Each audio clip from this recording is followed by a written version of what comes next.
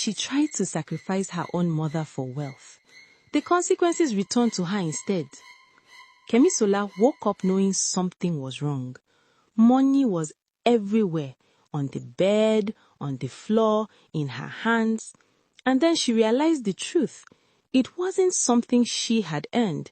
It was something her body was rejecting.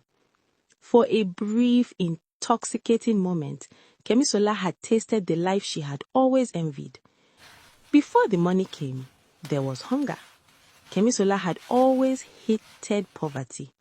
Not the poetic kind people romanticize, the we were poor but happy lie. No, she hated the real kind. The kind that smelled of kerosene and damp clothes. The kind that made your stomach growl while your neighbors laughed over pepper soup. The kind that made your mother's hands crack and bleed from washing other people's clothes. Her mother, Iyamo Ronkeji, had raised her alone since her father died mysteriously when Kemisola was 5. No insurance, no savings, just grief and a small wooden house at the edge of town.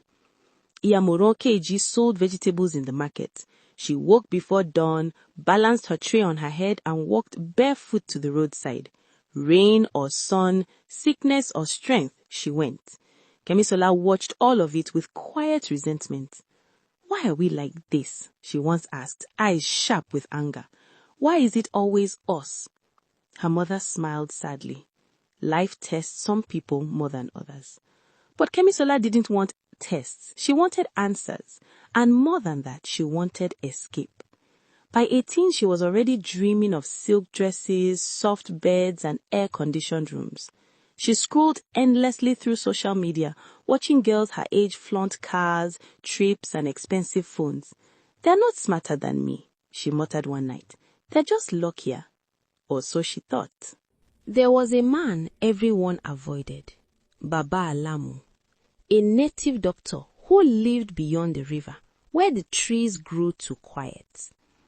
They said people who went to him never returned the same. Kemisola laughed at first when her friends told her about Baba Alamu. But laughter fades quickly when hunger sits beside you at night. When her mother fell sick, really sick, and hospital bills piled up like insults, Kemisola's fear turned into desperation. And desperation, when fed long enough, becomes something ugly. One afternoon, she followed a woman from the market who was suddenly wealthy. The woman walked fast, not noticing Kemisola's careful steps behind her, until she crossed the river and disappeared into the forest.